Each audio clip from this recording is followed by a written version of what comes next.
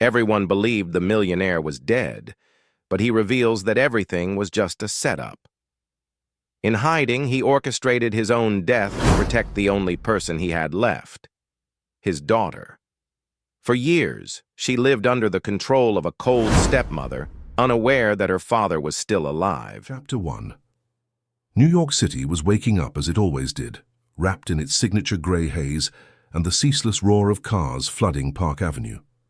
It was one of those typical January days when the cold cut through your skin and the sky seemed to carry the weight of all the city's untold stories. High atop one of the most imposing buildings on the Upper East Side, a three-story townhouse stood like a monument to wealth and power. But within those marble and glass walls, the luxury hid a loneliness that no amount of money in the world could buy or cure. Valentina Hayes was only 17, but her eyes held a sadness that seemed to belong to someone much older. She sat at her bedroom window, watching the city below, so distant and yet so close. People rushed from one place to another, each with their own dreams, their own struggles, their own complete lives. And there she was, trapped in a gilded cage, surrounded by everything money could buy, but empty of everything that truly mattered. It had been 5 years since her father was gone, 5 long years since that terrible day they received the news that Robert James Hayes, the real estate magnate, one of the richest and most influential men in New York, had been involved in a tragic accident during a business trip abroad. They said there were no survivors, that the body had been identified by his documents, that it had all happened so fast he never had a chance to say goodbye. Valentina remembered that day perfectly. She was only 12, still a child who believed her father was invincible, that he would always be there to protect her, to hug her when she was scared, to dry her tears when something hurt her. But life has a cruel way of showing us that nothing is permanent, that everything can change in the blink of an eye. The girl closed her eyes and let the memories wash over her. Robert was a tall man with broad shoulders, dark hair already silvering at the temples, and brown eyes that seemed to see right through people. He had always been a dedicated father, despite being busy. In Valentina's early years, he made a point of being present for every important moment. He drove his daughter to school, attended parent-teacher conferences and threw elaborate birthday parties where nothing was missing. But everything started to change when her mother, Helena, got sick. Helena Hayes was a delicate woman with a sweet smile and a generous heart. She had been the love of Robert's life, the only person who could make him forget about business and the pressures of the corporate world. When she found out she was sick, something inside the family shattered. Robert started working even more, as if he could buy a cure, as if he could control the uncontrollable. Valentina watched her father pull away, diving into a sea of meetings, contracts and business trips, while her mother slowly wasted away in that very same townhouse. Helena passed away when Valentina was just 10. It was a devastating blow for everyone, but especially for Robert. The man who had always seemed so strong, so self-assured, crumbled. He became a shadow of his former self, a ghost wandering the halls of the house, unable to look at his daughter without seeing the face of the woman he loved. The pain was so great that he could no longer be present, no longer be the father Valentina needed. That's when Marissa appeared. Marissa, Vance was a stunning woman, the kind who turned heads wherever she went. Tall, with flawless blonde hair, always dressed in designer clothes and expensive accessories, she exuded sophistication and charm. She met Robert at a charity gala just 6 months after Helena's passing. Valentina never understood how it happened so fast. One day her father was drowning in grief. The next, he was introducing Marissa as his new partner. The girl, only 10 at the time, tried to be welcoming. She wanted her father to be happy, wanted to believe that maybe this woman could bring back the light. That had gone out in his eyes. But from the very first moment, something about the situation didn't feel right. Marissa was polite in front of Robert, smiling and saying all the right things, but when they were alone, her cold, calculating eyes revealed her true nature. The wedding took place just a year later, in a quiet ceremony that had nothing to do with true love. Valentina realized, even at such a young age, that it was a transaction, a cold agreement between two people who shared interests, not feelings. Marissa wanted the fortune and status that came with the Hayes name. And Robert, lost in his pain and loneliness, accepted the illusion of companionship she offered. But things got worse very quickly. Robert became increasingly distant, more withdrawn. He would spend weeks at a time traveling for business, and when he was home he barely spoke to his daughter. Valentina tried to get closer, tried to reclaim the connection they once had, but it was like trying to reach someone on the other side of a chasm.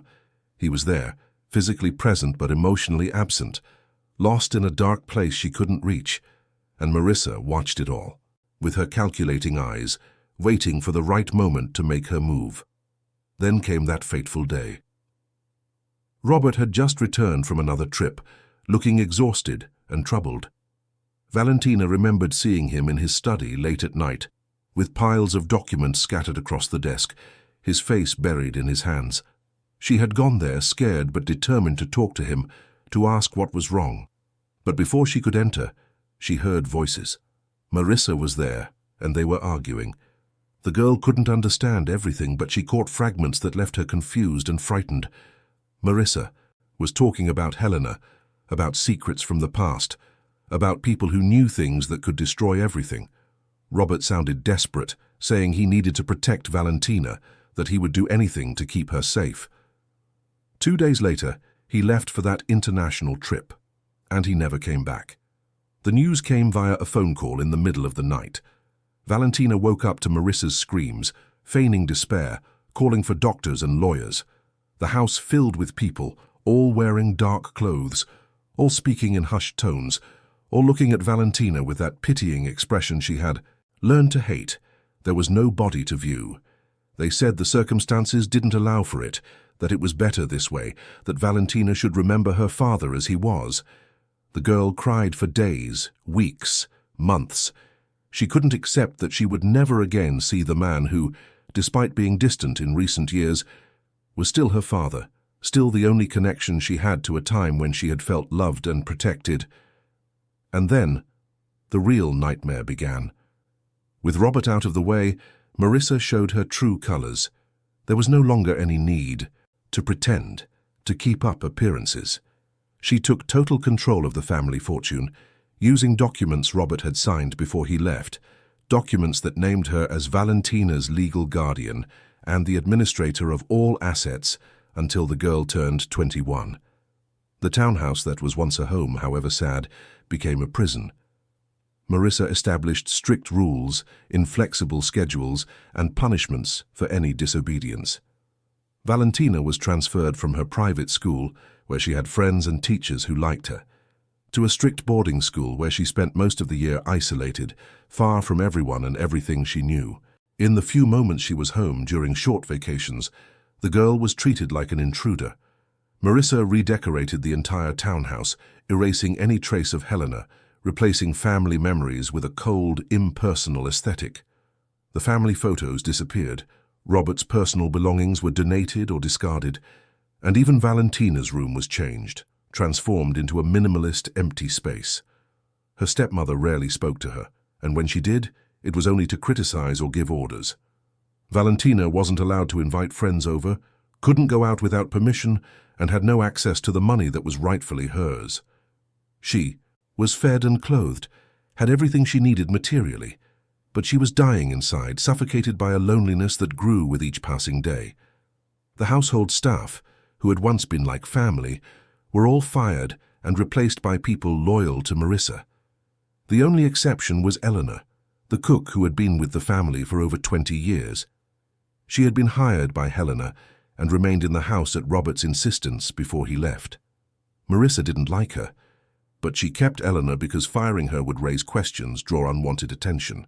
Eleanor was a black woman in her early 60s, short and round, with grey hair always tied in a bun, and kind eyes that seemed to see through the masks people wore.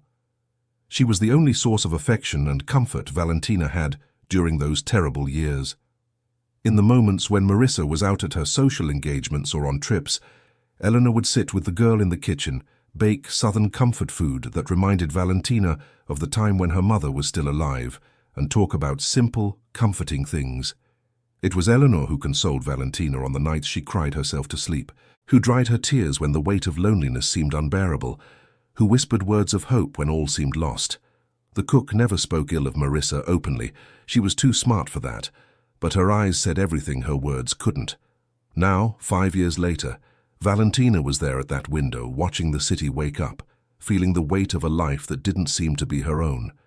She had grown up, her girl's body had transformed into that of a young woman, but inside she still felt like that 12-year-old child waiting for her father to come. Back, waiting for someone to save her from that cold, empty place. A soft knock on the door pulled her from her thoughts. It was Eleanor, bringing a tray with breakfast. The cook entered with her quiet grace, placed the tray on the small table next to the bed, and approached Valentina with a worried smile. "Honey, you didn't even touch your dinner last night. You need to eat something or you'll get sick," Eleanor said in her gentle voice, filled with a genuine concern that warmed Valentina's heart. The young woman turned from the window and tried to smile, but the effort was visible. "I'm not hungry, Eleanor, but thank you." The cook came closer, gently touching Valentina's face with her warm, calloused hand. Her eyes were moist, as if she could feel all the pain the girl carried. "I know it's hard, child. I know sometimes it feels like it's never going to get better, but you have to have faith. Your father, wherever he is, wouldn't want to see you like this, wasting away, giving up on life." Valentina felt tears burn her eyes. It had been so long since anyone had spoken of her father with such warmth, with such humanity. Marissa never mentioned Robert, and when she did, it was always with a cold, calculating tone, as if he had been just a means to an end. "I miss him so much, Eleanor. Sometimes I wake up in the middle of the night thinking I'll hear him in his study, working late like he always did, or that I'll see him at breakfast, reading the paper and complaining about the news.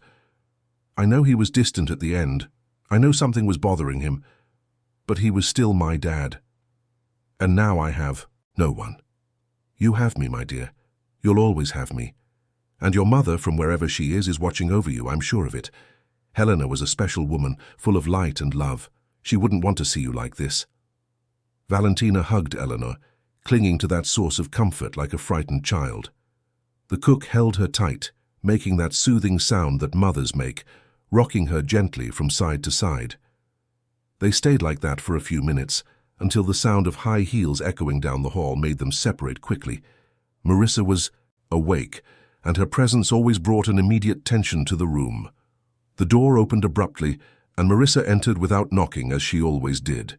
She was impeccable, even so early in the morning, wearing an expensive silk robe, her blonde hair perfectly coiffed. Her cold eyes swept the room, landing on Valentina with a barely disguised expression of contempt. "Still in bed at this hour? You have your piano lesson at 9. I hope you're not planning on skipping it again," Marissa said in her sharp voice, each word like a razor's edge. Valentina swallowed hard, forcing herself to maintain her composure.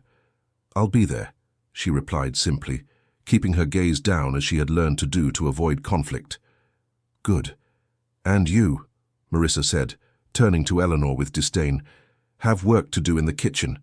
I'm having guests this afternoon, and I want everything to be perfect. You may go." Eleanor nodded, gave Valentina one last encouraging look, and left the room. Marissa stood there for another moment, her eyes studying her stepdaughter with that calculating expression Valentina knew so well. "You know, sometimes I wonder what your father would think if he could see you.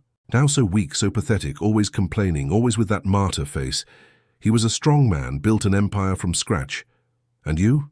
You're nothing but a spoiled girl who has no idea how the real world works."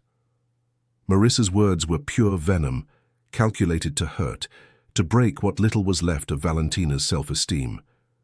The young woman clenched her fists, feeling her nails dig into her palms, but she didn't answer. It was no use. Anything she said would be used against her. Marissa smiled, a cold, victorious smile, as if Valentina's lack of reaction was a confirmation of her weakness. Then she turned and left the room, leaving behind only the strong scent of her expensive perfume and the weight of her cruel words. Valentina waited until she was sure Marissa was gone, then allowed herself to cry silently. She hated herself for being so weak, for not being able to fight back, for simply accepting this treatment day after day. But what could she do? She was a minor, had no access to the family's money, and had nowhere to go. Marissa had all the power, all the resources, all the means to crush any attempt at rebellion. The young woman angrily wiped her tears and went to the bathroom to get ready. She looked at herself in the mirror and barely recognized the person she saw. Her eyes, once bright and full of life, now seemed dull. Her face, though still young and beautiful, carried a sadness that no makeup could hide. She had become a shadow, a ghost wandering through that townhouse, waiting for something she no longer even knew what it was. She showered, put on the uniform Marissa insisted she wear for her private lessons, and went downstairs to face another day, identical to all the others. The piano teacher arrived promptly at 9, a serious middle-aged woman who barely looked at Valentina, interested only in fulfilling the hours for which she was paid. The lesson passed in silence, with Valentina mechanically playing the pieces she had practiced, her fingers dancing over the keys without emotion, without passion. The music she had once loved had become just another obligation, another way to fill the empty time that stretched endlessly before her. When the lesson was over, Valentina went back up to her room.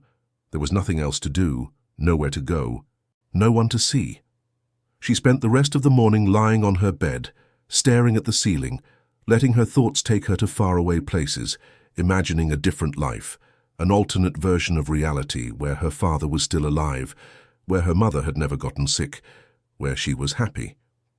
In the afternoon, while Marissa entertained her rich and superficial friends in the living room, Valentina slipped away to the kitchen where Eleanor was preparing snacks and tea. The cook smiled when she saw her and pointed to a chair. "Sit down, honey. I'm going to make that cornbread you like so much." Valentina sat, watching Eleanor work with the quiet efficiency that came from decades of experience. The smell of the baking cornbread soon filled the kitchen, bringing back memories of a happier time when her mother was still alive and everything seemed possible. "Eleanor, can I ask you something?" Valentina said hesitantly. "Of course, child. You can ask me anything." "Do you think my dad is really gone?" The question caught the cook by surprise. She stopped what she was doing and turned to Valentina with a complex expression, a mixture of surprise, concern, and something else the young woman couldn't identify. "Why do you ask that, honey?" "I don't know. It's just a strange feeling I get sometimes. Like something doesn't add up, like the whole story is wrong somehow. There was never a body, I never got to see anything. They just told me he was gone and I had to believe it." Eleanor returned to her work, but Valentina noticed that her hands were trembling slightly.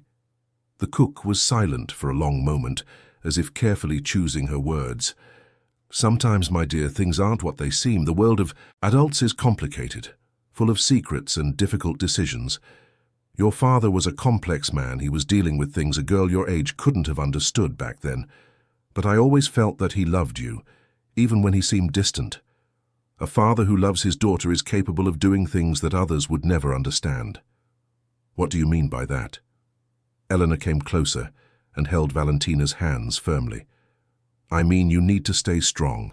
You need to keep believing that better days will come. Your life won't always be like this. Nothing lasts forever. Not suffering, not joy. Things change, sometimes in the most unexpected ways." Before Valentina could ask more questions, they heard footsteps approaching. Marissa appeared at the kitchen door, her face a mask of irritation. "Valentina, what are you doing here? I told you to stay in your room when I have guests. I don't want my friends seeing you wandering around the house like a vagrant." "I was just talking to Eleanor," Valentina replied, trying to keep her voice steady. "Well, the conversation is over. Go to your room now." Valentina obeyed, casting one last look at Eleanor before leaving. The cook gave a small but encouraging smile, and that was enough to give Valentina the strength to face another day in that place. That night, lying in her bed, Valentina couldn't stop thinking about her conversation with Eleanor. There was something in the cook's words, something hidden but intentional, as if she knew something she couldn't say outright. The young woman stayed awake late, her mind spinning in circles, trying to understand what it all meant. Outside, New York City continued its frantic life. Millions of people living their lives, each with their own dramas and joys.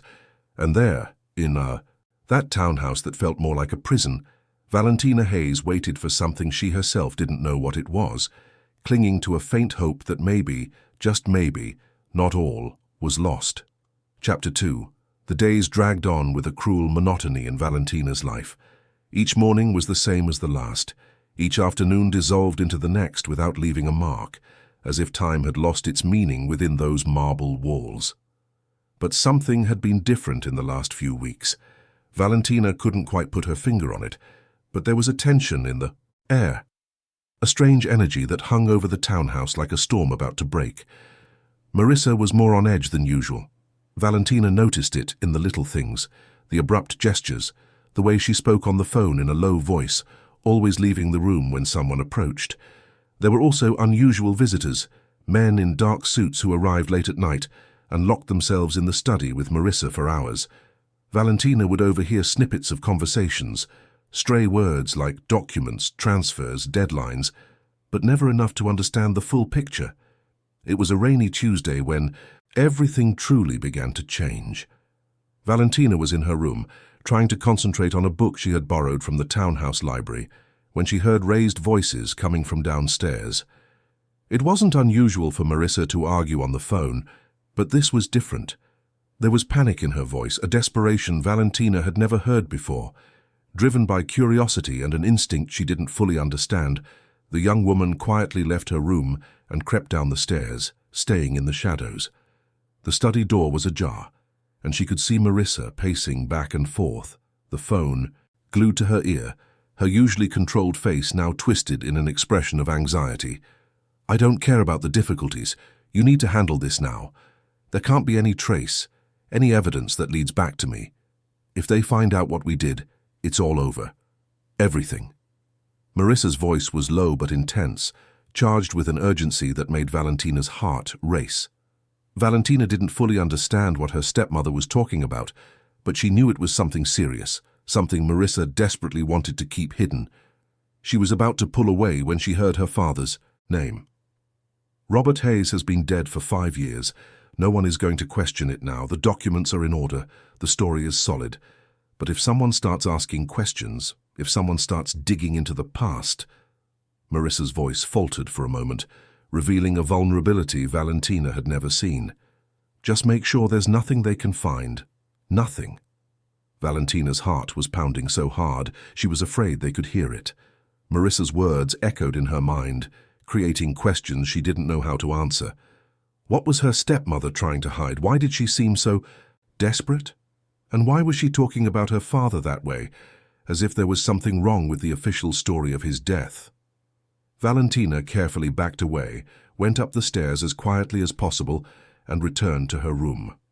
Her body was trembling, not from the cold but from a mixture of fear and excitement. For the first time in 5 years, she felt there was something more beneath the surface, something hidden that might explain why her life had become such a nightmare. That night Valentina barely slept. She lay in the darkness, her mind racing, trying to make sense of what she had heard. When she finally managed to fall asleep, she was tormented by confusing dreams where her father appeared and disappeared like a ghost, always just out of reach, always whispering words she couldn't understand. The next morning, Valentina went down for breakfast, determined to be more observant of everything around her. Marissa was at the table, impeccable as always, but Valentina noticed the dark circles poorly concealed by makeup, the way her hands trembled slightly as she held her coffee cup.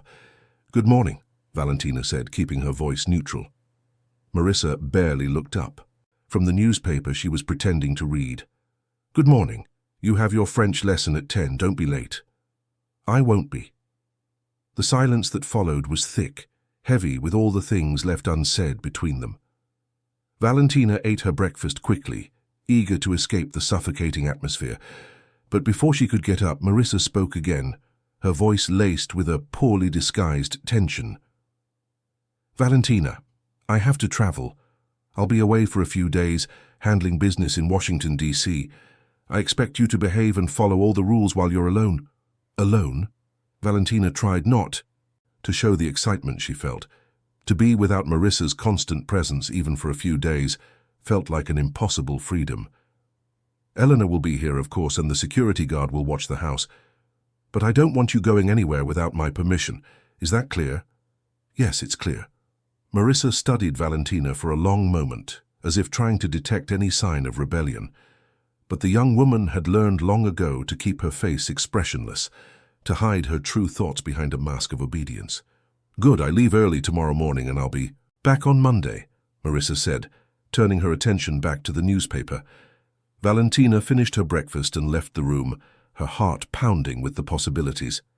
3 days without Marissa, 3 days of relative freedom, 3 days to perhaps discover something, anything, about what her stepmother was so desperate to hide. The French lesson passed in a blur. Valentina barely paid attention to the verb, conjugations and pronunciations the teacher tried to drill into her. Her mind was too busy, planning, thinking about how she could use these days to investigate. When the teacher left, Valentina went down to the kitchen where Eleanor was preparing lunch. The cook smiled when she saw her, but the smile faltered when she noticed the serious expression on the young woman's face. "What is it, honey? Did something happen?" Valentina looked around to make sure they were alone, then approached the cook. "Eleanor, I need to tell you something, and I need you to be honest with me." The cook wiped her hands on her apron and pulled up a chair, sitting down heavily. "Go on, child. You know you can trust me." Valentina told her about what she had overheard the night before, about Marissa's phone call, about the desperation in her voice. Eleanor listened in silence, but Valentina noticed how she grew increasingly tense, her hands clutching the fabric of her apron. When Valentina finished, Eleanor was quiet for a long moment. Then she sighed deeply as if making a difficult decision. "Valentina, what I'm about to tell you, you have to promise you'll keep it a secret. You can't tell anyone, especially not Marissa. Your life could depend on it." Valentina's heart skipped a beat. "I promise." Eleanor got up, went to the kitchen door and closed it carefully.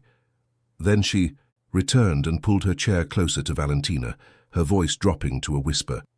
"I always thought there was something wrong with your father's death. A lot of things didn't add up. The rush with which everything was handled, the lack of a body, the way Marissa took control so quickly. And I knew your father, Valentina. He was a careful, meticulous man. It wasn't like him to leave everything so vulnerable, so exposed. Do you think he's not dead?" Valentina could barely breathe. "I don't know, child. I don't have any proof, but in the last few months before he left, your father was different, agitated, worried. He would spend hours locked in his study, making strange calls, having lawyers visit. And once I heard him on the phone talking about protecting you, about doing whatever it took to keep you safe." Valentina felt tears burn her eyes. "Safe from what?" "I don't know.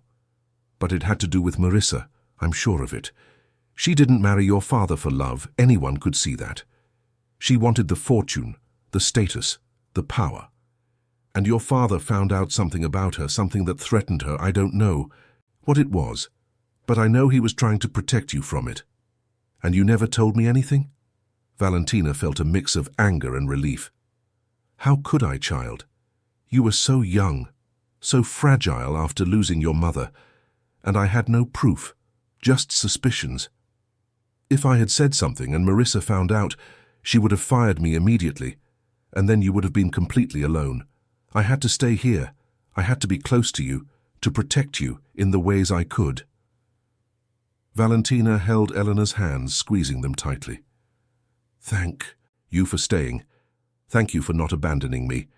The two women stayed like that for a moment, united by a bond of affection and protection that transcended the barriers of age and social standing. Then Eleanor wiped her own eyes and returned to her practical tone. "Now about Marissa traveling. This is an opportunity, but it's also dangerous. If you're going to try to find something, you have to be very careful.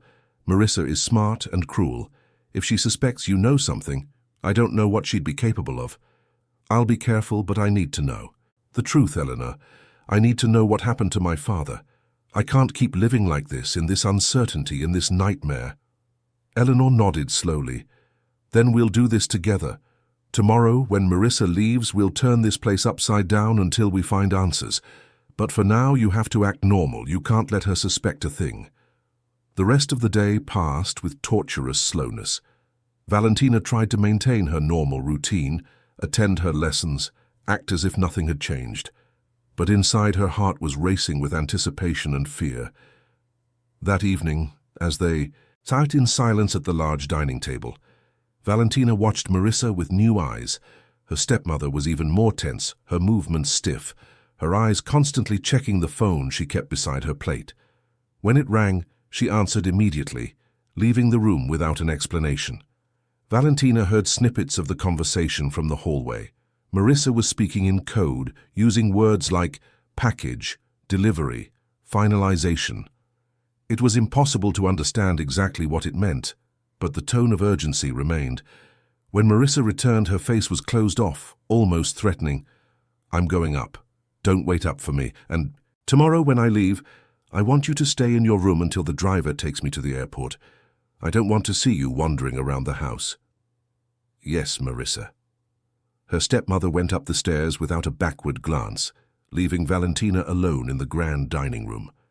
The young woman waited a few minutes, then went to the kitchen where Eleanor was washing the dishes. "She's more nervous than ever," Valentina whispered. "I know. Whatever is happening, it's coming to a head. Tomorrow we need to be fast and efficient. The study is the best place to start. Your father kept everything there, all the important documents. How will we get in?" Marissa locked it up after he was gone. Eleanor dried her hands and, with a discreet smile, pulled a set of keys from under her apron. "I always kept a copy. Your father gave it to me years ago when your mother was still sick. He trusted me to take care of certain things when he wasn't around." Valentina felt a surge of hope. "You're amazing, you know that? I'm just an old cook who loves this family, and who will do whatever it takes to protect you, child." The two talked a little longer, planning every detail for the next day. When Valentina finally went up to her room, it was almost midnight. She lay down, but she knew she wouldn't be able to sleep. The excitement and fear mingled in her chest, creating an almost unbearable tension. Outside, the rain had returned, beating hard against the windows.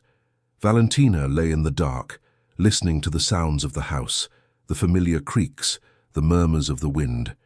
And for the first time in a long time she felt something other than the hopelessness that had become her constant companion. She felt hope.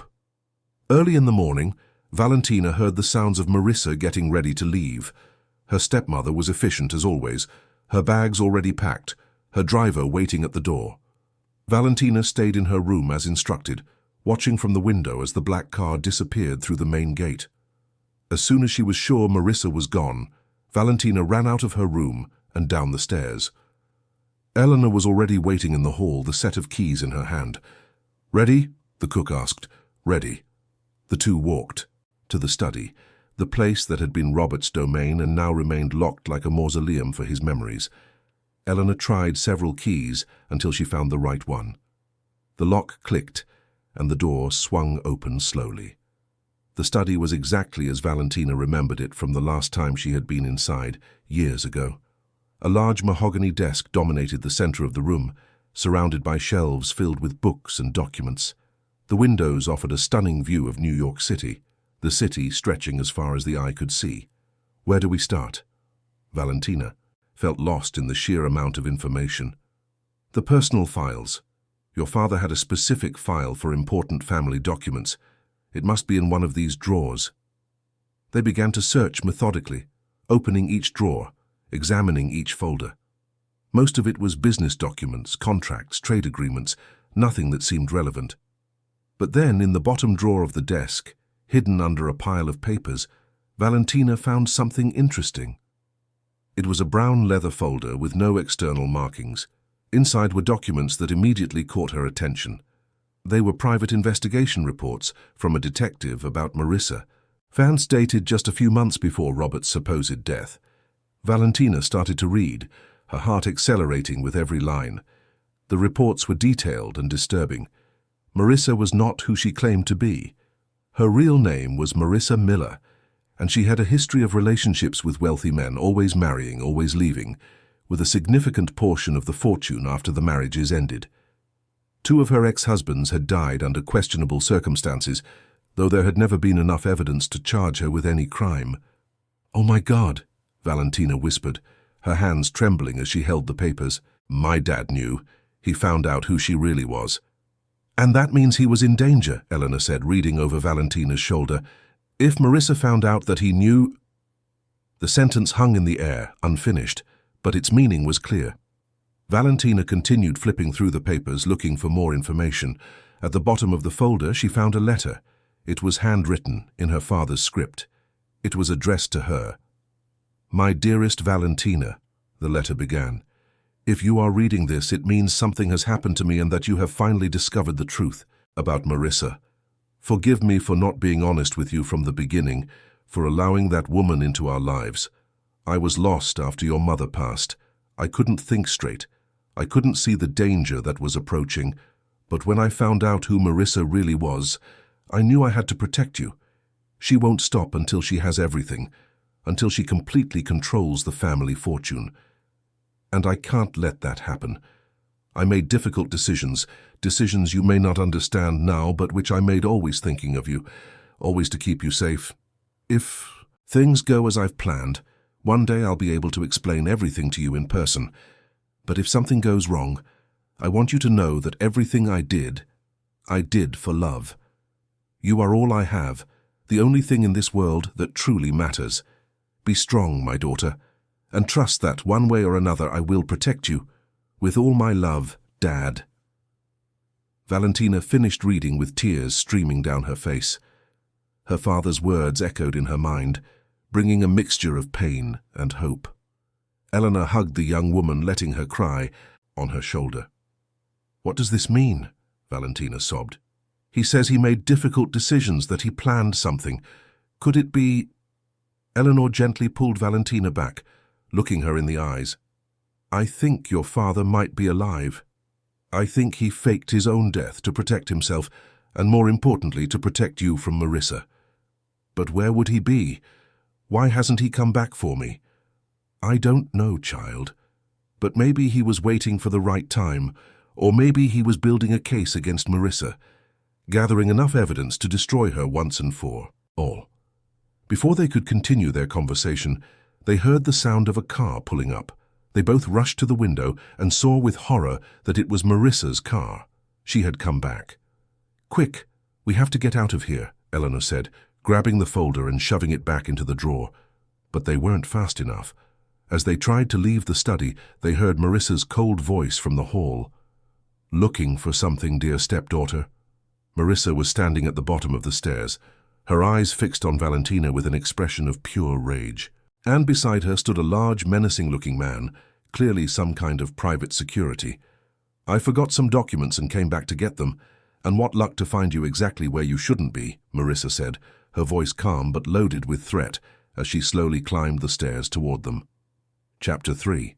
The silence that settled in the hallway was thick, charged with a tension that seemed to suck all the air out of the room. Valentina could feel her heart pounding so hard she feared it would burst from her chest. Beside her, Eleanor maintained a protective stance, subtly placing herself between the young woman and Marissa, who continued up the stairs with that cold, calculating smile. "I asked what you're doing in the study," Marissa repeated, her voice as sharp as a blade. "This room is off limits. You both know that perfectly well." Valentina swallowed hard, trying to find her voice. She forced herself to stand up straight, not to show the fear that consumed her. "I just wanted to see some of my dad's things. I miss him, and I thought—" "I don't care what you thought," Marissa interrupted, reaching the top of the stairs. She stood there, her cold eyes scanning both Valentina and Eleanor. "You broke into my study, violated my privacy. There are consequences for that." The large man accompanying Marissa also came up, positioning himself beside her with his arms crossed. His face was marked with old scars and an expression that showed no emotion. Valentina recognized him as the kind of person who would do anything for money, without question, without hesitation. "Marissa, please," Eleanor said, her voice firm despite the evident fear in her eyes. "The girl just wanted to feel close to her father. There's no harm in that. Leave her alone." "Leave her alone?" Marissa laughed, but there was no humor in the sound. "You, a mere housekeeper, have the nerve to tell me what to do. I think you've forgotten your place in this house." Eleanor was about to respond when Valentina stepped forward, placing herself between the cook and Marissa. For the first time in 5 years, she felt something other than the fear that always paralyzed her in her stepmother's presence. She felt anger, a hot, intense anger that burned in her veins. "Leave Eleanor alone. It was my idea to go into the study. If you're going to punish someone, punish me." Marissa raised an eyebrow, looking genuinely surprised. Well, it seems the little girl has finally found her voice. What an interesting development." Valentina kept her gaze fixed on Marissa, refusing to lower her eyes as she always did. Inside, she was trembling, but something had changed. Reading her father's letter, discovering the truth about Marissa, it had all ignited something in her that had been dormant for a long time. She was no longer that scared child hiding from everything. She was Robert Hayes's daughter, and it was time she started acting like it. "You broke into my study, went through my things, read private documents. That can't go without consequences," Marissa said, slowly approaching Valentina. Her eyes were like 2 chips of ice. "Perhaps it's time you learned once and for all that disobedience is not tolerated in this house." Marissa's hand rose, ready to strike, but before she could complete the motion, Eleanor grabbed her wrist with a surprising strength for a woman her age.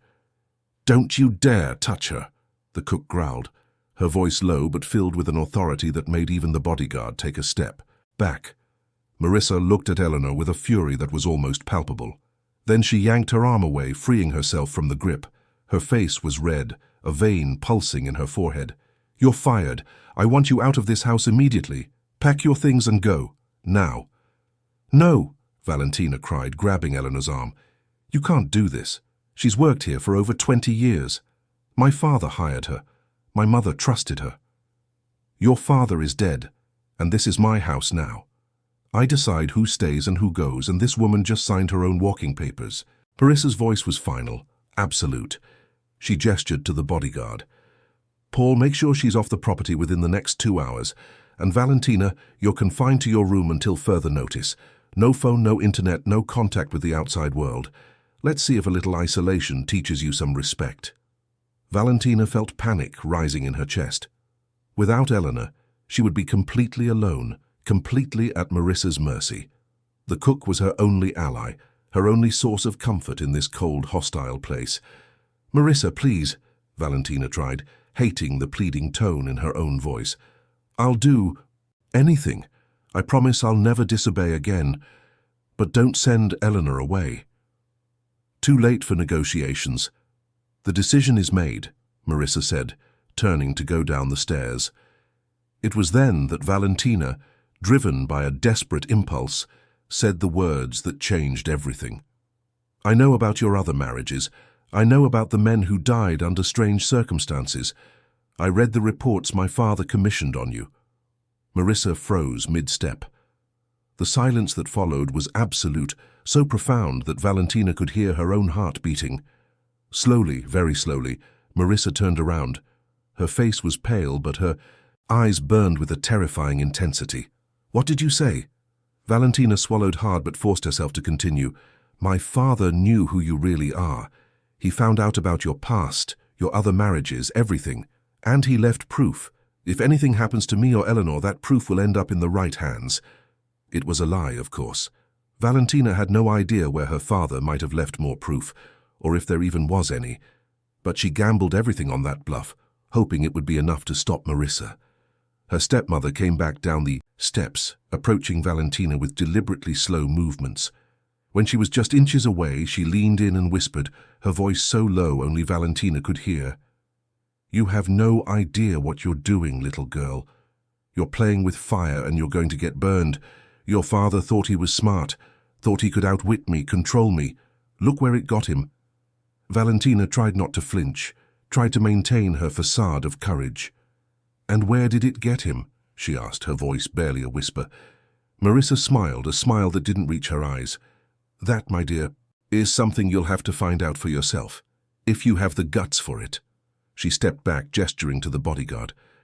"Change of plans, Paul." They stay. For now. But I want cameras installed in every room of this house, except the bathrooms. I want to know every move they make, every word they say, understood? Yes, ma'am. And you too, Marissa said, looking from Valentina to Eleanor. Consider yourselves warned. One wrong move, one word out of place, and the consequences will be severe, very severe. With that, Marissa descended the stairs and disappeared downstairs. Paul followed, her, casting one last warning glance before he left. Valentina felt her legs give way and would have fallen if Eleanor hadn't caught her. The two hugged, trembling with adrenaline and fear. "You were so brave," Eleanor whispered, "but also very reckless. Now Marissa knows that you know. That puts you in real danger. I don't care. I couldn't let her send you away. You're all I have left. We need to be very careful from now on. If she's installing cameras, we can't speak freely anywhere in the house anymore." Valentina nodded, her mind already working through the implications. "But at least now we know there's something she wants to hide. And if my father knew about her, if he left proof, he could be alive." The words hung in the air between them, heavy with hope and fear. Valentina wanted to believe, wanted so badly to believe that her father was somewhere, planning his return, preparing to rescue her. But at the same time, she was afraid to let herself hope, afraid of the devastating disappointment if it was just another fantasy. The two returned to their respective places, acting as if nothing had happened. But everything had changed. Valentina now knew she was in a silent war with Marissa, a war where the weapons were information and power, and she was determined to find out the truth, no matter the cost. The days that followed were tense. Paul brought in a team of technicians who installed cameras throughout the house. Valentina watched with resignation as her privacy was invaded, her freedom even more restricted. The only place she could be relatively alone was the bathrooms, and even then, she wasn't sure if Marissa hadn't found a way to watch her there too. Communication with Eleanor became complex.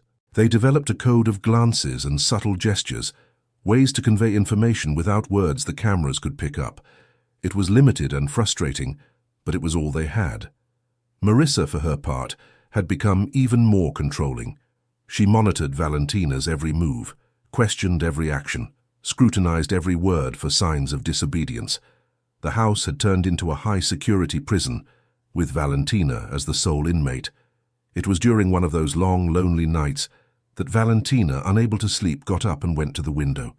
She looked out at New York City below, the city, lights twinkling like earthbound stars. She thought of all the people out there, living their normal lives, facing normal problems, having normal families. How she wished she could be one of them, to have a simple, ordinary life where the biggest problem was traffic or a bill to pay. That's when she saw something strange. A car was parked across the street, in the shadows between two streetlights. It wasn't unusual for cars to be parked there, but there was something about this particular car that caught her attention. The way it was positioned, as if it wanted a clear view of the townhouse while remaining hidden. Valentina watched for several minutes. She couldn't see inside the car, the windows were too dark, but she was sure someone was in there, watching the house, watching her. Her first instinct was fear. Was it another one of Marissa's goons adding another layer of surveillance? But then she thought of another possibility, one that made her heart race. What if it was her father? What if he had come back, was nearby, watching, waiting for the right moment to act? The idea was absurd, she knew that, but she couldn't let it go. She spent the rest of the night at the window, watching that car, waiting for any sign, any movement that might confirm or deny her suspicions. But the car remained motionless, its occupants invisible. When the sun began to rise, the car finally moved, sliding smoothly out of its spot and disappearing down the street. Valentina stood there, exhausted but unable to sleep, her mind buzzing with possibilities. In the following days, the car appeared again. Always at the same time, always in the same place, always watching. Valentina began to make mental notes, trying to detect patterns, clues. That might reveal who was behind this surveillance. One afternoon, when Marissa had left for another of her social engagements, Valentina went down to the kitchen. Eleanor was preparing dinner, her hands working automatically, while her eyes remained vigilant, always aware of the cameras watching them. Valentina took an apple from the fruit bowl and began to peel it, a mundane activity that wouldn't arouse suspicion.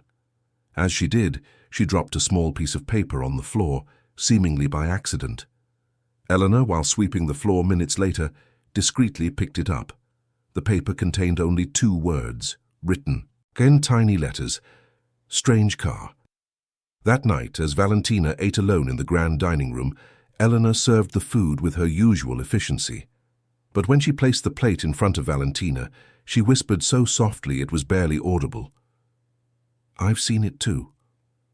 Valentina didn't react outwardly, continuing to eat as if nothing had happened. But inside, her heart sang. Eleanor had noticed the car too. She wasn't imagining things. Someone was really watching the house. The question was who and why. The answer came in a completely unexpected way. It was a Thursday afternoon, and Valentina was in her room when she heard a commotion from downstairs. Raised voices, Marissa yelling, the sound of doors slamming. Curious and worried, she left her room and went down the stairs. What she found left her paralyzed. In the entrance hall, Marissa was confronting a man. He was tall, wearing a dark suit and sunglasses even though he was indoors. Paul stood beside Marissa, clearly ready to intervene if necessary. "I've already told you. You're not authorized to be here. This is private property and you are trespassing," Marissa shouted, her face red with anger. The man remained calm, his posture relaxed but alert. "I have all the authorization I need. I am Robert James Hayes' attorney, and I have express orders from him to check on the well-being of his daughter." Valentina felt her heart stop. Express orders from him. From him in the present tense, not the past. As if Robert were alive, as if he were somewhere giving orders, making arrangements. Marissa seemed to have realized the same thing. Her face went pale. "Robert has been dead for 5 years. Any authorization you might have had expired with him." The lawyer smiled, a cold professional smile. "Interesting, because I received these orders yesterday. And unless he's been resurrected, it seems there's something you're not telling us." It was then that the man took off his sunglasses, and his gaze met Valentina's. There was something in those eyes, something familiar that made her heart pound. He gave a slight nod, an almost imperceptible gesture, but one loaded with meaning. "Miss Hayes," he said, his voice gentle but firm. "My name is Henry Taylor. I'm an attorney, and I represent your father's interests. We need to talk. Alone." Marissa stepped forward, blocking the path between the lawyer and Valentina. "You will not speak with her, not without me present. I am her legal guardian, and I have a court order that says otherwise," Mr. Taylor said, pulling a folded document from his inner jacket pocket. "This order grants me permission to meet with Miss Hayes privately, to assess her living conditions and well-being. Any attempt to prevent this will be considered obstruction of justice." Marissa snatched the document with trembling hands, her eyes scanning the lines. Valentina could see the anger and fear warring on her face. Finally, she threw the paper back at the lawyer. "Fine, but this conversation happens in this house, where I can ensure nothing inappropriate is said or done." Mr. Taylor calmly took the document, folded it, and put it away. "Of course, the study will do perfectly. Miss Hayes, if you would accompany me." Valentina looked at Marissa, expecting her stepmother to protest, to try to stop her somehow. But Marissa just stood there, her fists clenched, a look of pure hatred on her face. Paul also seemed tense, ready to act at any moment. With trembling legs, Valentina followed the lawyer to the study. He opened the door and gestured for her to enter first, then followed behind and closed the door firmly. For a moment they just stood there, looking at each other in silence. Then Mr. Taylor spoke, his voice low but clear. "Miss Hayes, what I'm about to tell you is going to change everything. But I need you to be strong and hear me out. Can you do that?" Valentina nodded, unable to speak, her heart beating so hard it hurt. The lawyer took a deep breath. "Your father, Robert James Hayes, is alive." Chapter 4. Mr. Taylor's words echoed in the study like silent thunder. Valentina felt her legs give out and had to grab onto the mahogany desk to keep from falling. The world around her seemed to spin, all the certainties she'd had about her life for the past 5 years, crumbling like a house of cards. Alive? The word escaped her lips as an incredulous whisper. My dad is alive? The lawyer nodded, approaching her carefully, as if afraid she might faint. Yes. He's alive and has been working behind the scenes this whole time, building a case against Marissa, gathering enough evidence to destroy her lies and ensure she can never hurt you again. Valentina felt tears burn her eyes, a mixture of relief, anger, confusion, and a joy so intense she didn't know how to process it all. But why? Why would he do that? Why did he leave me here, alone with that woman, believing he was dead? Because it was the only way to protect you. Please sit down, I need to explain everything from the beginning. Valentina let herself sink into one of the leather armchairs, her hands shaking uncontrollably. Mr. Taylor pulled up another chair and sat across from her, taking a thick envelope from his inner jacket pocket. Your father hired me 6 years ago when he discovered some irregularities in the family's finances. At first it was small things, strange transfers, accounts that didn't make sense. But the more we investigated, the darker the picture became. And at the center of it all was Marissa. He opened the envelope and took out several photos, spreading them on the desk between them. They were old pictures, some in black and white, others color, but faded with time. They showed Marissa at different times, younger alongside different men, at different wedding ceremonies. Marissa Vance isn't her real name. She was born Marissa Miller in a small town in North Carolina. She left town at 16 and has since built a series of false identities, always with the same goal: find wealthy men, marry them, and somehow end up with their fortune when they're gone. Valentina looked at the photos, her stomach churning. How many? 5 before your father.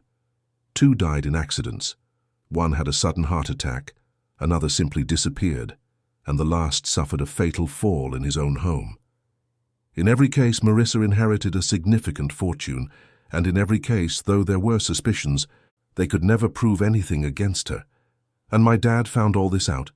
Yes, but when he did, he also realized he was in grave danger. Marissa had already started manipulating him, isolating him from friends and business partners, taking control over aspects of the family fortune.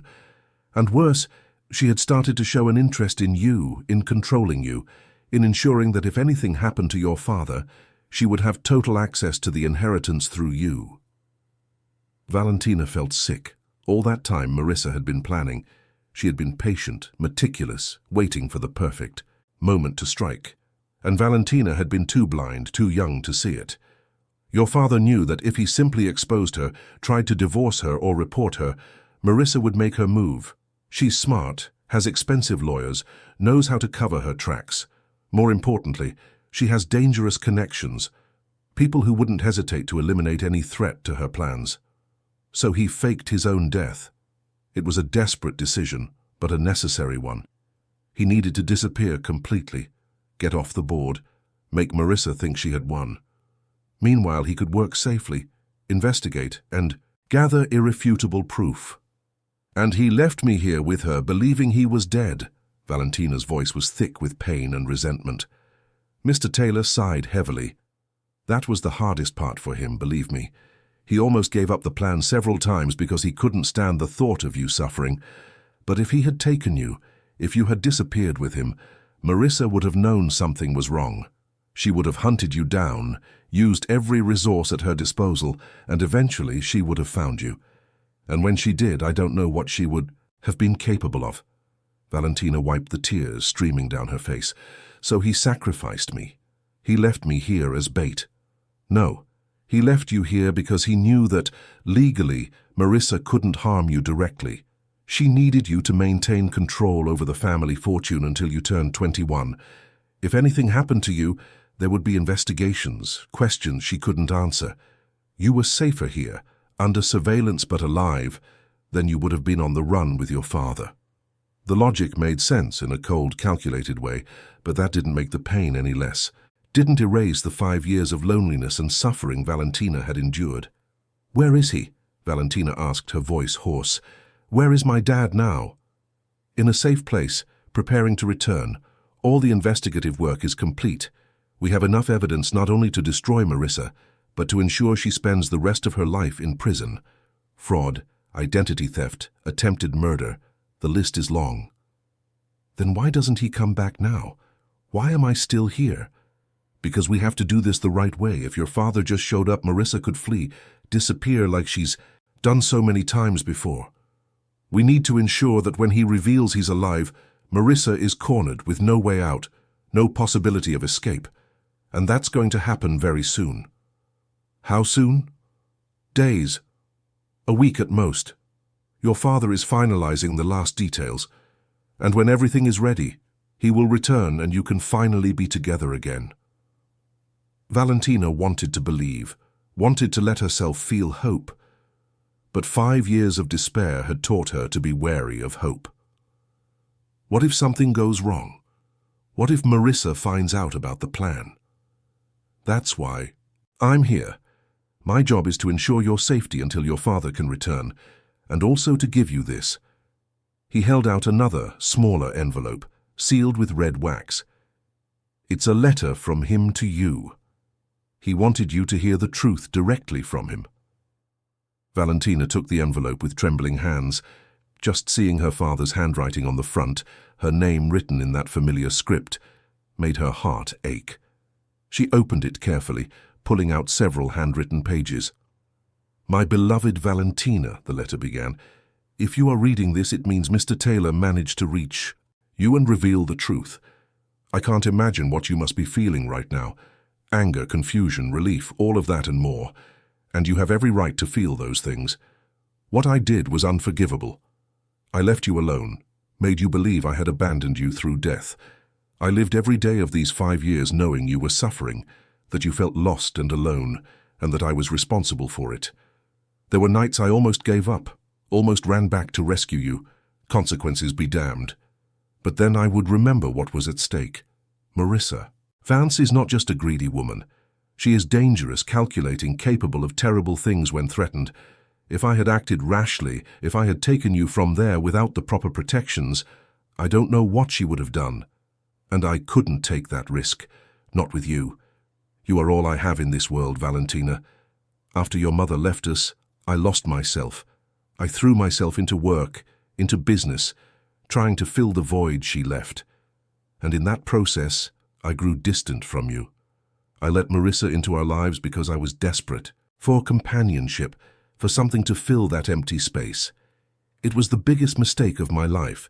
When I realized who she really was, when I understood the danger she posed, I knew I had to act. But I also knew I had to be smart, patient, meticulous. Marissa had already destroyed so many lives, had gotten away with it so many times.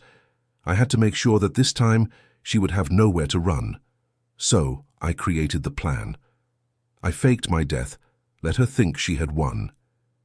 Meanwhile, I worked behind the scenes, building an irrefutable case against her. It was the hardest work of my life, not because of the legal challenges or the complexity of the investigations, but because every day away from you was agony. I saw you, you know. Not physically, but through reports, photos, videos. I had people watching the house, making sure you were safe. I watched you grow from a girl into a young woman. I saw your sadness, your loneliness, and every image broke my heart into a million pieces. There was a moment about a year ago when you were particularly sad. It was right after your 16th birthday, and Marissa hadn't even acknowledged the day. You stayed in your room all day, crying. I watched through cameras I had secretly installed, and I almost broke. I almost gave up everything and came to get you. But Mr. Taylor convinced me to wait. He showed me we were close, that a few more months and we would have everything we needed. And he was right. Now we do. I know you have questions. I know you need answers, explanations, some kind of amends for what I put you through. And I will give you all of that.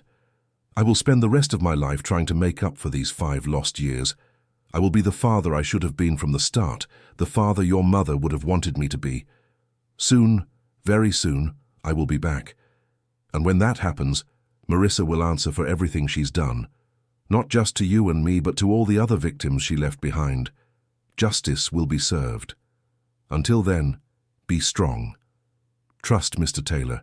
He is a good man, and he is on our side. And know that wherever I'm thinking of you, protecting you, loving you. Always your father, Robert. Valentina finished reading with tears streaming freely down her face. She clutched the pages to her chest, feeling as if she were hugging her father himself.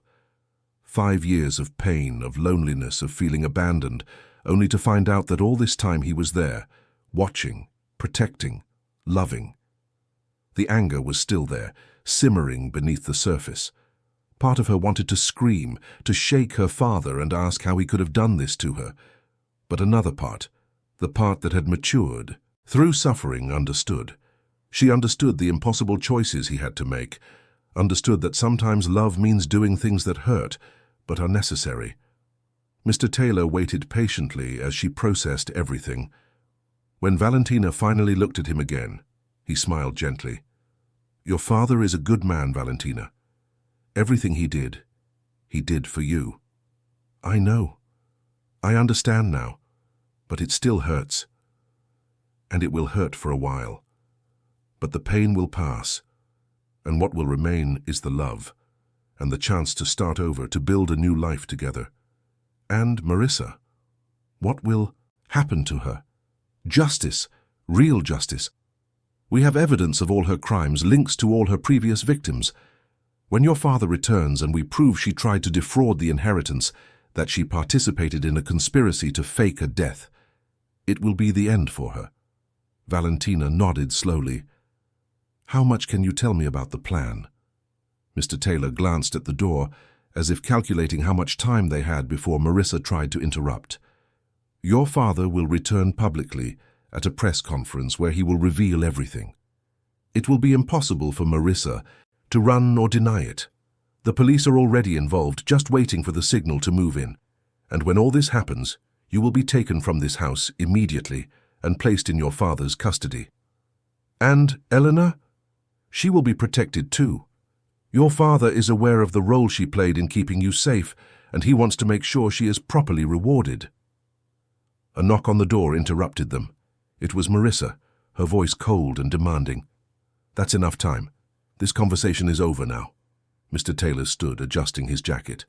Remember everything we talked about, he said quietly to Valentina. And be strong. Your nightmare is almost over. He opened the door to find Marissa on the other side, her arms crossed, Paul behind her as always. We're finished, the lawyer said calmly. Miss Hayes is fine and in good condition, which will be included in my report. Great. Now you can get off my property. Our property, Mr. Taylor corrected.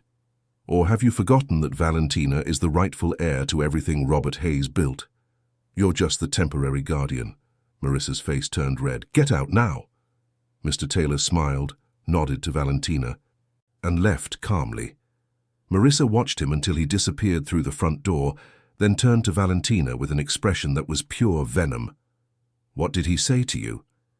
He just checked on how I was doing. It's his job. I don't believe that for a second. He said something about your father, didn't he? Some absurd story about him still being alive. Valentina forced herself to keep her face neutral, though inside her heart was racing. He didn't say anything like that. Why do you ask? Is there something you should be telling me? Marissa studied Valentina for a long moment, her eyes narrowing. Then she gave a cold smile. Of course not. Your father is dead and buried, and the sooner you accept that, the better it will be for everyone.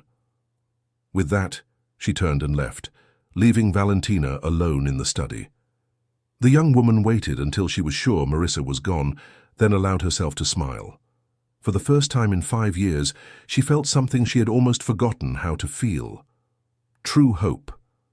That night, Valentina could barely sleep. She lay in the dark, replaying every word of her conversation with Mr. Taylor, every sentence of her father's letter. Her father was alive, he was coming for her. The nightmare was almost over, but with hope also came fear. What if something went wrong? What if Marissa discovered the plan before it could be executed? What if, somehow, she managed to escape again, leaving Valentina trapped in that townhouse? Valentina shook her head, pushing the negative thoughts away. She had to trust her father, trust Mr. Taylor, trust that after so much suffering, There would finally be justice and redemption. In the days that followed, the tension in the townhouse was palpable. Marissa was even more on edge, making constant phone calls, receiving strange visitors, always looking over her shoulder as if expecting something terrible to happen at any moment. Valentina watched it all in silence, keeping her own emotions carefully hidden. Eleanor, ever observant, noticed the change in Valentina. There was something different about the young woman, a light in her eyes that wasn't there before, a straighter, more confident posture. During a rare moment when they were alone in the kitchen, late at night when Marissa had gone out for another of her mysterious engagements, the cook approached. "Something happened," she whispered. "That lawyer told you something." Valentina looked around, checking the cameras. Then carefully she wrote on a scrap of paper that she would later throw away. "He's alive." Eleanor read the words and her hands began to shake. Tears filled her eyes, and she pulled Valentina into a tight hug, her body shaking with silent sobs of relief and joy. When they separated, Eleanor wiped her eyes and smiled through her tears. "I always knew," she whispered. "In the bottom of my heart, I always knew that man wouldn't leave us like this." Valentina held the cook's hands, squeezing them tightly. "It will be over soon. Soon we'll be free."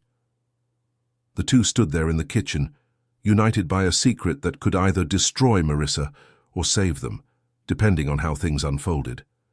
And for the first time in a long time, they both allowed themselves to believe that the future could be different, that it could be better. Outside, New York City continued its frantic life, millions of people living their own stories of pain and hope. And in that Upper East Side townhouse, two women waited, guarding a secret that would soon change everything. Chapter 5. The days following Mr. Taylor's visit were the longest and most tense Valentina had ever experienced. Every morning she woke with a mix of excitement and anxiety, wondering if this would be the day her father finally returned. Every night she went to bed frustrated. Another day passed with no news. Another day trapped in the townhouse that had become her prison. Marissa was growing more unstable. Valentina saw it in the small details, the way her hands trembled as she held her coffee cup in the morning, the deep dark circles that no amount of makeup could hide, the whispered phone calls that stretched into the early hours.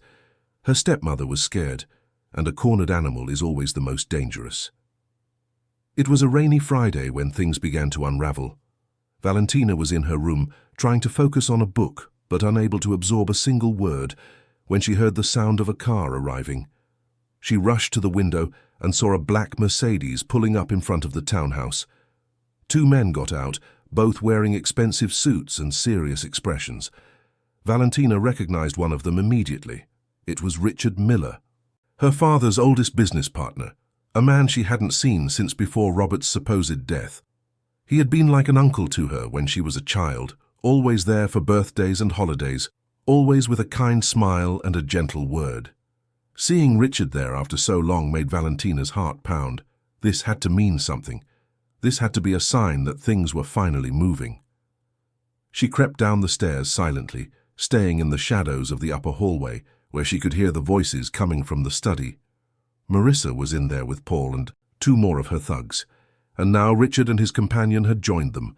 "I don't understand why you're here." Marissa's voice sounded tense, defensive. "As the majority shareholder of Hayes Enterprises, I have full authority over all business matters." Richard's voice was calm but firm when he replied, "Actually, Marissa, you're not the majority shareholder. You are merely the guardian of the shares that belong to Valentina, until she turns 21. And even then, there are clauses in Robert's will that severely limit what you can do with those shares." Valentina heard the sound of papers being shuffled. The man with Richard, likely a lawyer, continued. "We're here because there have been significant irregularities in the company's finances over the past 5 years. Unauthorized transfers, asset sales without board approval, suspicious loans. All of this needs to be investigated." "This is ridiculous." Marissa was clearly furious now. "I've managed these companies perfectly. I've increased profits. We've expanded into new markets. You have no right to come here and question me." "Actually, we have every right." Richard paused, and when he spoke again, his voice had a different quality, almost triumphant. especially considering that Robert James Hayes has resurfaced and is questioning the validity of his supposed death. The silence that followed was absolute. Valentina held her breath, her heart beating so hard she was afraid they could hear it. Downstairs, she could imagine Marissa's face, the look of shock and terror that must have been plastered across it. "That's impossible," Marissa's voice finally came, but it was weak, faltering. "Robert is dead. I saw the documents, the certificate. You can't just show up here 5 years later with these absurd stories." "It's not a story. Robert is alive and he will be returning publicly next Monday at a press conference where he will reveal the entire truth about what happened. And when that happens, Marissa, all your lies, all your manipulations, everything will come to light." "You're bluffing. I don't believe it for a second." "Then don't," the lawyer said. "But when Monday comes and Robert Hayes is standing in front of television cameras from all over the country, you'll regret not having cooperated now." There were sounds of movement, chairs being pushed back, footsteps toward the door. Valentina retreated quickly, going up the stairs as quietly as possible and back to her room. Her heart was racing, her body trembling with excitement. Monday. In just 3 days, her father would return. In just 3 days, the nightmare would be over. But that night, Valentina couldn't sleep. She lay in the dark, listening to the sounds of the townhouse. Marissa was awake too. She could hear her nervous footsteps pacing back and forth downstairs. Her stepmother was making calls, her voice sometimes loud enough for Valentina to catch fragments. "I need to get out of the country." "No, I don't care how. Just arrange it. I have enough money in offshore accounts to start over anywhere." So that was it. Marissa was planning to flee. And if she managed to get out of the country before Monday, before Robert could return publicly, maybe she could escape justice once again. Valentina knew she had to do something. She had to warn Mr. Taylor, Richard, someone. But she had no phone, no internet access. Marissa had made sure she was completely cut off from the outside world. That's when Valentina remembered Eleanor.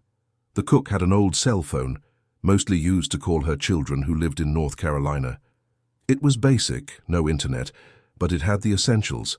It could make calls.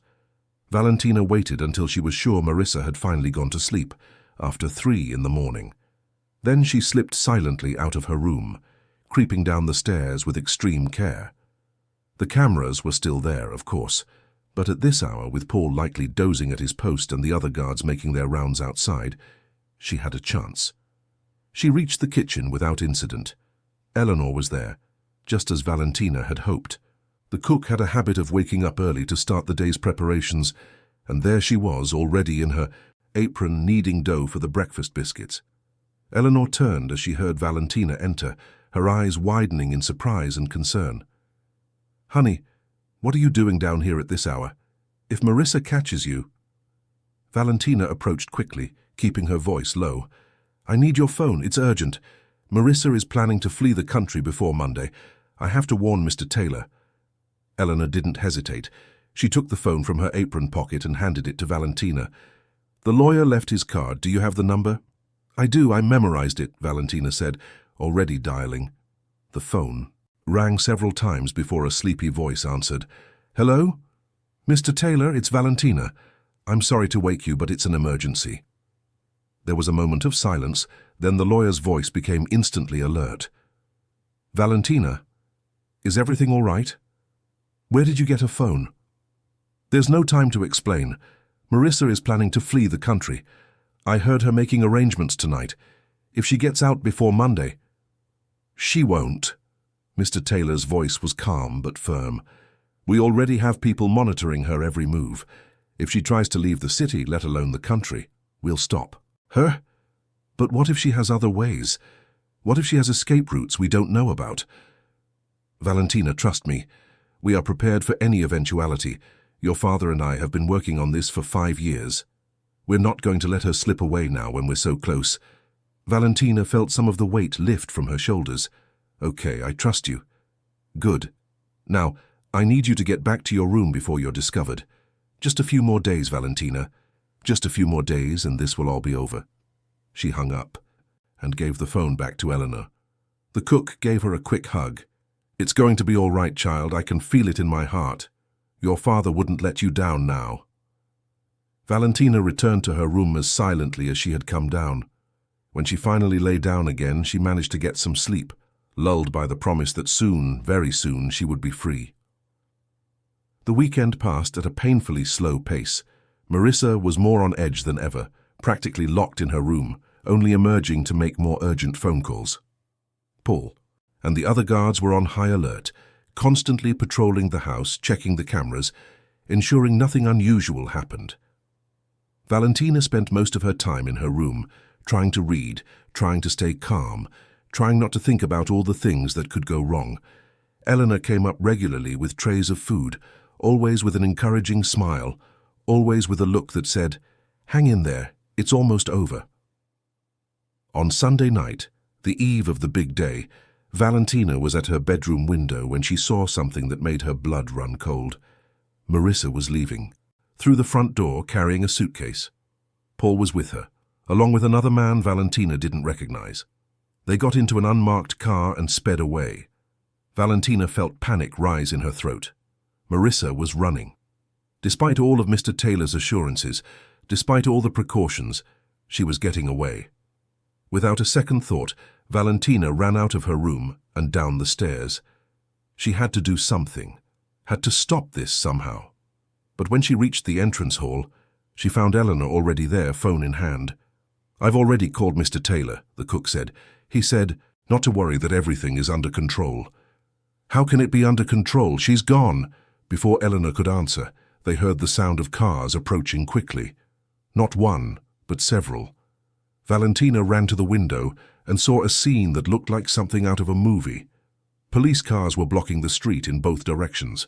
There were also news vans with their satellite dishes and cameras. And in the middle of it all, a black car from which two men emerged. One of them was Mr. Taylor. And the other... Valentina felt her heart stop. The other man was tall with broad shoulders, his dark hair now completely silver at the temples.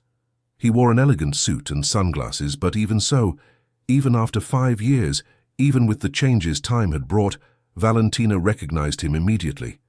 It was her father. Robert James Hayes was there in front of his own townhouse, surrounded by police and press, alive and real. Valentina's legs gave out, and she would have fallen if Eleanor hadn't caught her. The cook was crying too, tears of joy streaming down her face. "He's back," Valentina whispered, barely able to believe what she was seeing. "My dad is back." Outside, Robert was talking to the police officers, pointing down the street, giving instructions. Then, as if he sensed he was being watched, he looked up, directly at the window where Valentina stood. Even through the sunglasses, she could feel his gaze, could feel all the love and regret he carried. He took off the glasses, and Valentina saw tears in his eyes too. He raised a hand, not quite a wave, more of a recognition, a promise. "I'm here. I'm finally here." Then he turned as one of the officers approached, speaking urgently. Valentina saw her father nod, then get back in the car. The police cars sped off, sirens blaring, heading in a specific direction. "They're going after Marissa," Eleanor said, understanding what was happening. "She's not getting away this time." Valentina nodded, unable to speak, too many emotions coursing through her at once. Relief, joy, fear, anticipation. 5 years of pain and loneliness, 5 years of believing her father was dead, and suddenly, there he was, alive, real, so close. The two stood at the window, watching as the cars disappeared in the distance. The news vans remained, reporters talking excitedly into their cameras, already broadcasting the bombshell story. Robert James Hayes was alive. The real estate magnate everyone believed had died 5 years ago had returned. Within hours, the news would be on every channel, in every newspaper, on every social media platform. The entire country would know, and Marissa, wherever she was trying to run, would know her time was up. Valentina and Eleanor went back to the kitchen, neither of them able to fully process what had just happened. The cook made tea, her hands still shaking, while Valentina sat at the table, her gaze distant. "How long do you think it will take?" Valentina asked. "Until they catch Marissa and I can finally see my dad." I don't know, child, but after 5 years, what's a few more hours? A few hours felt like an eternity. Valentina tried to eat something, but her stomach was in knots. She tried to distract herself with a book, but the words danced on the page without making sense. All she could do was wait, each minute dragging by with torturous slowness. Finally, as the sun was low on the horizon, painting the New York sky in shades of orange and pink, they heard cars returning. Valentina ran to the front door, Eleanor right behind her. The black car pulled up in front of the townhouse. The door opened, and Robert James Hayes got out, alone this time. No police or lawyers, just a father coming home, coming back to his daughter. They stood there for a moment, father and daughter, looking at each other across the distance that separated them. 5 years of pain, of absence, of longing, all concentrated in that single moment. Then Valentina started to run. She ran like she hadn't run since she was a child, her bare feet slapping against the cold pavement, her heart pounding so hard it hurt. Robert opened his arms and caught her, holding her with a force that seemed to want to make up for all the lost years. "Dad," Valentina sobbed, clinging to him as if she feared he would disappear again. "You're back. You're really back. I'm back, my daughter, and I'm never leaving you again. Never again." Robert's voice was hoarse with emotion, his body shaking with the sobs he no longer tried to hide. They stood like that, embracing in the middle of the street as the sun set over New York City. Eleanor watched from the doorway, her own tears falling freely, her heart overflowing with joy for this family finally reunited. After a long moment, Robert finally pulled back just enough to look at his daughter. He held her face in his hands, his thumbs wiping away the tears that wouldn't stop falling. "Let me look at you. You've grown so much. You've become a beautiful woman, so much like your mother. I missed you so much, every single day, every minute. I know, and I'm so sorry, more than you can possibly imagine. What I did was terrible, unforgivable, but I had to protect you. I had to make sure that when I came back you would be safe forever. And Marissa, arrested, along with all her accomplices.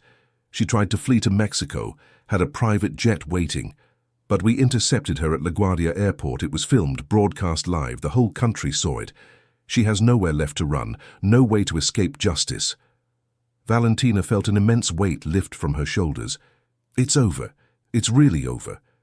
"It's over," Robert confirmed, pulling her into another hug. "The nightmare is over, and our life can finally begin again." They walked back to the townhouse together, arms linked, leaning on each other. Eleanor greeted them with a radiant smile, hugging Robert with the familiarity of someone who had always been part of the family. "Eleanor," Robert said, his voice thick with emotion, "thank you. Thank you for staying, for protecting my daughter, for being the family she needed when I couldn't be here." "No need to thank me, Mr. Robert. This girl is like a daughter to me. I'd do it all again in a heartbeat." The three of them entered the townhouse together, and for the first time in 5 long years, the huge, cold house began to feel like a home again. There was so much to talk about, so much to explain, so much healing that needed to happen. But in that moment, all that mattered was that they were together, that the family was reunited, that love had conquered fear and manipulation. Outside, night fell over New York, bringing with it the characteristic January chill. But inside the Upper East Side townhouse, there was warmth, there was light, there was hope. And above all, there was love. A love that had survived 5 years of separation, a love that had been tested and proven, a love that could now finally flourish without fear, without shadows, without secrets. The road ahead would still be long and difficult.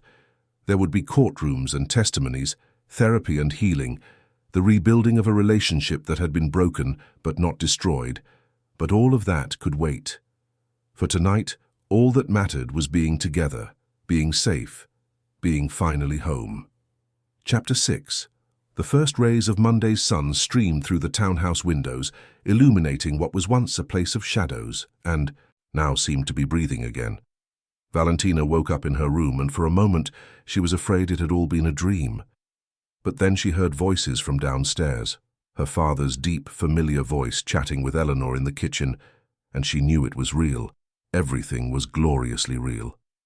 She came down the stairs still in her pajamas, her bare feet making little sound on the cold marble. When she reached the kitchen, she found a scene that warmed her heart. Robert was sitting at the table, dressed casually in jeans and a simple shirt, so different from the formal suits he always used to wear. And he was smiling, a genuine smile that reached his eyes as he talked with Eleanor about Southern recipes. "Good morning," Valentina said shyly from the doorway.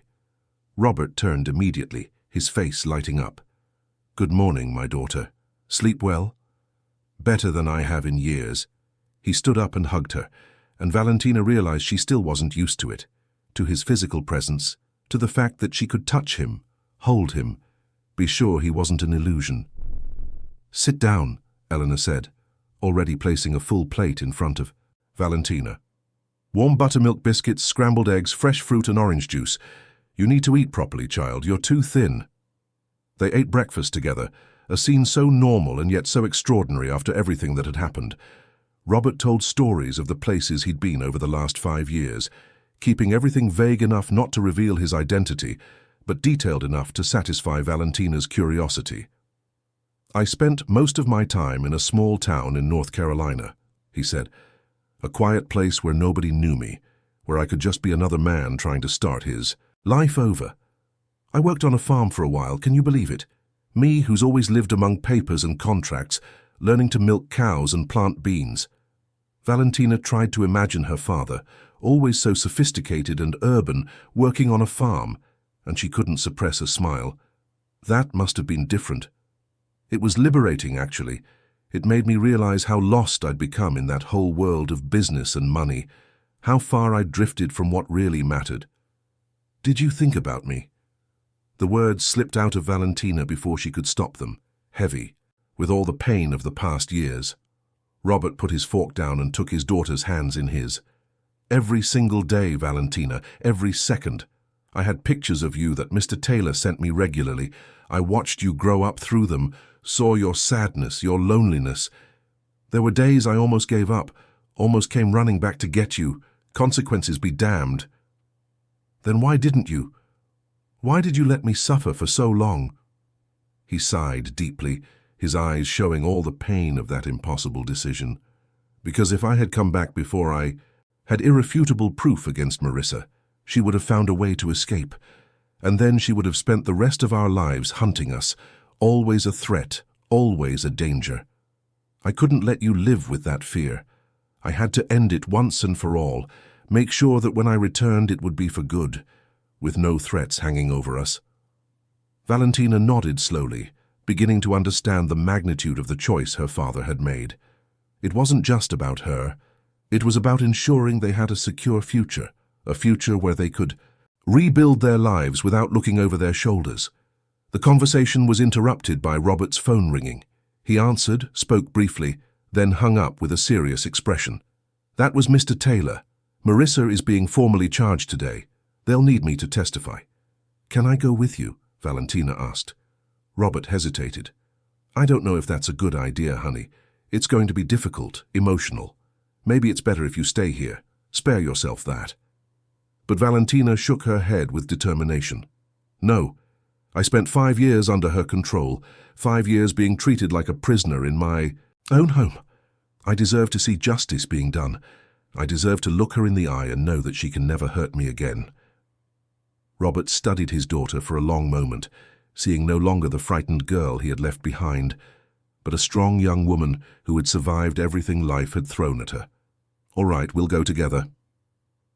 A few hours later, father and daughter arrived at the New York County Supreme Court. The place was swarming with journalists, cameras, and curious onlookers. The story of Robert Hayes had dominated every news cycle, the magnate who faked his own death to unmask a serial black widow. It was the kind of story that seemed like fiction, but it was painfully real. Mr. Taylor met them at the entrance, guiding them through the crowd to a private room where they could wait away from the camera flashes. Inside were Richard Miller and several other former partners and employees of Hayes Enterprises, all there to testify against Marissa. "How are you feeling?" Mr. Taylor asked Valentina. Nervous, but also relieved. It's finally going to be truly over. It will be. We have enough evidence to ensure she spends decades in prison. And not just for the crimes against your family, but for the others as well. We've managed to definitively connect her to at least 3 of her ex-husband's deaths. Valentina felt a chill. To think that woman had lived under the same roof as her, had held power over her, could have done the same thing if circumstances had been different. It was terrifying. When they finally called Robert to testify, Valentina went with him, sitting in the public gallery. The courtroom was packed, every seat taken, people standing in the back all wanting to witness this historic moment. And then Marissa was brought in. She wore an orange prison jumpsuit, her hands cuffed, her perfectly coiffed blonde hair now messy and lifeless. But it was her eyes that were the most frightening. Empty, cold, without a trace of remorse or humanity. As she passed by Valentina, their gazes met. Marissa smiled, a small, cruel smile, as if even in defeat she was still trying to intimidate, still trying to control. But Valentina didn't look away. She held her stepmother's gaze with a strength she didn't know she possessed, refusing to be intimidated, refusing to be the victim again. It was Marissa who finally looked away first, and in that moment Valentina knew she had won. Not just legally, not just physically, but emotionally. Marissa no longer had any power over her. The proceedings began, and Valentina listened, fascinated and horrified, as prosecutors presented piece after piece of evidence. Forged documents, fraudulent transfers, connections to dangerous people, and most disturbingly, circumstantial but compelling evidence linking Marissa to the deaths of her ex-husbands. One of them had fallen down a flight of stairs in his own home, breaking his neck. The investigation at the time concluded it was an accident. But now, with testimony from witnesses Marissa had bribed into silence, the truth emerged. She had manipulated the scene, had ensured he would fall, had watched as he died. Another had suffered a sudden heart attack during dinner. Natural causes, the doctors had said at the time. But now, with deeper analysis and testimony from a pharmacist Marissa had pressured, they discovered she had poisoned his food with a substance that induced heart attacks in predisposed individuals. The list went on, each crime more shocking than the last. Valentina looked at her father, seeing the anger and horror on his face as he heard about the woman he had allowed into their lives, the woman who had nearly destroyed everything. When it was Robert's turn to testify, he rose and walked to the stand with dignity. His testimony was clear and emotional. He told of how he had discovered Marissa's true identity, of the veiled threats she made, of how he had realized his life and his daughter's life were in danger. He explained how he had made the most difficult decision of his life, to fake his own death, to leave his daughter behind knowing she would suffer, but believing it was the only way to keep her truly safe in the long run. "I looked at my daughter every day through pictures," Robert said, his voice breaking. "I watched her cry. I watched her waste away. I watched the light go out in her eyes. And every day I wanted to come back, wanted to end it. But I knew if I did it prematurely, if Marissa had any chance of escape, she would come back. And the next time she might not fail." The courtroom was completely silent, everyone absorbed in the testimony. Even Marissa seemed slightly affected, though she quickly hid any emotion behind her cold mask. Finally, it was Valentina's turn. She wasn't going to formally testify. She was too young and had already been through so much. But the judge allowed her to make a statement, if she wished. Valentina stood, her legs trembling, and walked to the microphone. She looked at Marissa, sitting between her lawyers, and for a moment, all the words she had rehearsed in her mind vanished. Then she took a deep breath and spoke, her voice coming out stronger than she expected. "For 5 years you made me believe I was alone in the world. You made me feel unloved, unwanted, a burden. You turned my home into a prison and my life into a nightmare. But you know what you couldn't do? You couldn't break my spirit. You couldn't destroy who I am inside." She paused, feeling tears burn her eyes but refusing to let them fall. "Today I see you sitting there, powerless, without control, and I realize you were never as powerful as you wanted to seem. You were just a scared, empty person, trying to fill the void inside you with money and control. And you failed, because in the end, true love, The love my father has for me, the love Eleanor showed by staying by my side, that love was stronger than all your hate and manipulation." Valentina turned to the judge. "I ask that justice be served, not just for me, but for all her other victims, for all the lives she destroyed. She needs to pay for what she did, and we need to be sure she never has the chance to hurt anyone again." With that, Valentina returned to her seat. Robert hugged her, tears streaming down his face, pride shining in his eyes. "My brave daughter," he whispered. The trial continued for a few more hours, with Marissa's defense attorneys desperately trying to create doubt, but it was useless.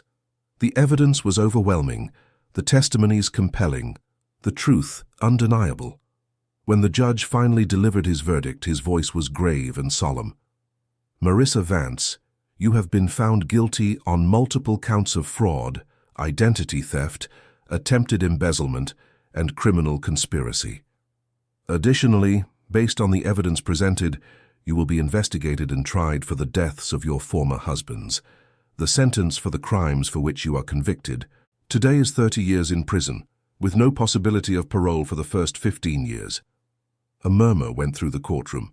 Marissa remained impassive, but her fists were clenched, her nails digging into her palms. As the guards approached to take her away, she finally looked at Robert and Valentina one last time. There was no victory in her eyes, no remorse, just an empty coldness that revealed the true nature of the monster she had always been. Then she turned and was led away to begin the rest of her life behind bars. Outside the courthouse, Robert and Valentina were mobbed by journalists, all shouting questions, wanting statements, wanting the story behind the story. But Robert just held up a hand, asking for silence. "My daughter and I spent 5 years separated by circumstances we never wanted. Now all we want is time to heal, time to rebuild our family, time to be a father and daughter again. We ask that you respect our privacy as we do that. Thank you." With that, they got into the waiting car and drove away. For the first time in 5 years, Valentina felt truly free. There was no more Marissa, controlling every aspect of her life. No more fear of what might happen, no more loneliness. In the weeks that followed, life slowly began to return to normal. Robert started working to restore his business empire, though this time with very different priorities. He delegated much of the responsibility to Richard and other trusted partners, deciding he would spend most of his time at home, rebuilding his relationship with Valentina. The townhouse was completely renovated. All of Marissa's security cameras were removed, the cold, impersonal decor replaced with something warmer and more welcoming. Family photos went back on the walls. Memories of Helena were honored instead of erased, and slowly the house began to feel like a home again. Valentina started therapy, working through the traumas of the past years. It was difficult and painful, but necessary. She also went back to school, this time to a place where she could make real friends, live a normal teenage life. Eleanor, of course, remained with the family. Robert offered her a generous retirement package, but she refused.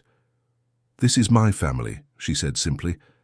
"As long as you need me, I'll be here."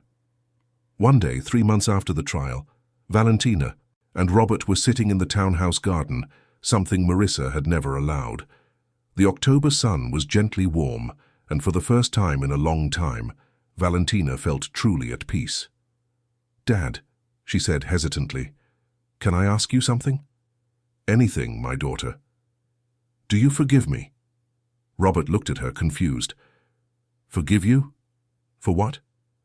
"For not being strong enough. For not realizing what Marissa was sooner. For not fighting back more." Robert held Valentina's face in his hands, his eyes serious. "Valentina, you have absolutely nothing to apologize for. You were a child who had just lost her mother, who was vulnerable and scared. And yet you survived. You kept your humanity, your kindness, your spirit. That isn't weakness. It's the greatest strength anyone can have. But, no buts. You are incredible, brave, strong. And I'm the one who should be asking for forgiveness.